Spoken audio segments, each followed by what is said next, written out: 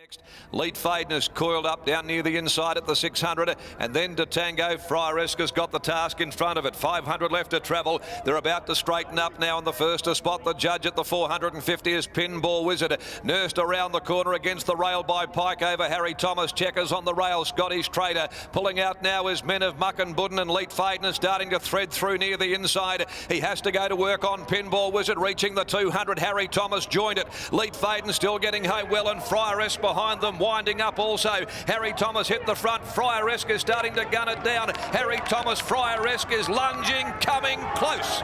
Friar-esque on the line, got a dive. Friar-esque might have snatched victory from Harry Thomas on the line. Tight third, Pinball Wizard, or Lead Faden to Tango running on. Scottish Trader, Beyond to Love, followed then by Checkers. Pinball Wizard pulled up quickly in the run on there, and likewise Men of Muckenbudden. Number 6 will get it, Friar-esque. Timing its run for Troy Turner there. Grabbing Harry Thomas, who'd got the better of Pinball Wizard. But Friar-esque, who was looking for the extra journey this afternoon, took a long time to get there, but yes, he'll get there with a nice, timely finish at 5.10 and $1.80 over Harry Thomas. Joe Azzopardi, 3.40. Pinball Wizard did pull up quickly in the run on. It holds third, in fact quite clearly in front of Lead Faden, Scottish Trader. Number 6, Friar-esque, takes out race 2. Blackfriars gelding, 3 years out of Pearlesque. For B. Davison, Ms. A. Edwards, K. Nelligan, Ms. K. Saunders, P. Haynes, Ms. S. Abry, R. Kid A. Walker, R. Thompson, trained by Vaughan Sigley, ridden by Troy Turner. Harry Thomas second in by Scandalkeeper out of Orangi Springs for T&A J. Waldeck, prepared by Ross Price, ridden by Joe Azzopardi. Number 10, Pinball Wizard, holding third by Trade Fair out of Arcade Game for Elio Jackie Galanti, B. Greenwood, Reg Helen Ferguson, R. Williams, Rob Morley, K. Fizzioli and S. Franklin, Ellen B. Holland and Day Taylor, P. Eaton, P. Morris, C. Hunter and J. and W. J. Richards, Mrs. C. and R. Peterson and D. Elsis. 6, 4, 10.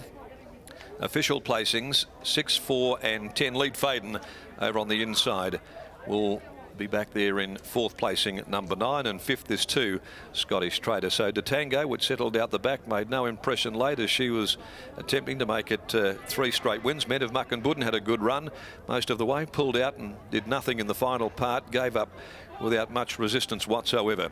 All honours with Friar-esque, who was overdue. Second victory in 11 runs. Harry Thomas second in, and Pinball Wizard after 2 straight, trying to lead all of the way, but found wanting in the last little bit. Margins, a short head by 1 1/4. Short head 1 1/4, 125.83 there, the time they've run in the Awesome Rock Handicap. The third, the King's Troop at Taunton Vale. King's Troop, a 3/4 brother to the great Schnitzel, and he's very closely related to Hinchinbeel as well. And in this next event, there are no changes. We'll take you back now. Here's Adam McGrath after the victory and getting it right on the line. They're Friar-esque.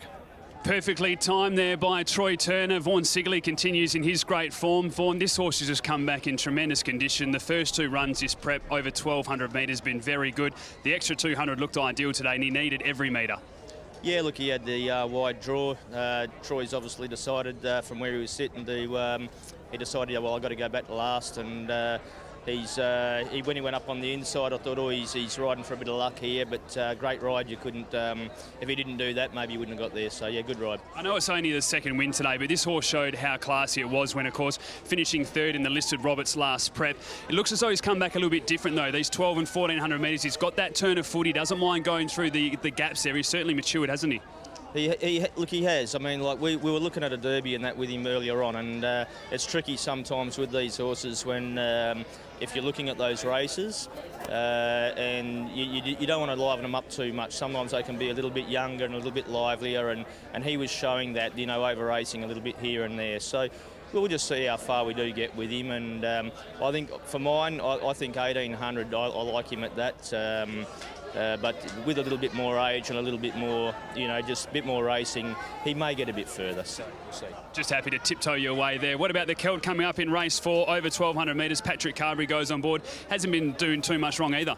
No, look, I butted him up last week, and he got caught there and got checked and things like that. So yeah, look, it was just one of them forget-me runs. So hopefully he can bounce back today. Well, the team's going very well, mate. Congratulations on another winner. Thanks, Anne. There's Vaughan Sigley. We'll grab Troy Turner now as well. And Troy, you had that wide barrier today to contend with. It took a little bit of time to get behind Tango because they weren't going at a great speed there. But once you did, really seem to relax through those early stages. Yeah, I thought there might be more tempo in the run, and I thought the race would suit him in the run, but as eventuated, they went pretty steady, so I had to take the shortcuts, and he got out late, which probably helps him because when he gets there a bit early, he can sort of pull up. So today he got there at the right time. We talked about the shortcuts there with Vaughan, and you're probably the perfect man to ask. He just looks a lot more confident diving through those gaps and those holes. And last prep we saw him, he was pretty happy to go down the outside or on the rail, but he doesn't mind zigzagging through traffic now and throwing that body around. Yeah, look, there's a few times when he's actually got there and he switched off pretty quickly. So I think as he races, he'll progress into a better horse as he steps up in company. Is this going to be a galloper that's going to be winning a lot of Saturday races, in your opinion? Oh, well, I hope so. I think he's untapped at the moment, so hopefully with the experience in the races, he should develop. Well done, mate. Congratulations. Cheers, yeah. There's Troy Turner, a very patient ride on at Friar Rest, getting the job done in race number 2. It's the Awesome Rock Handicap over the 1,400 metres.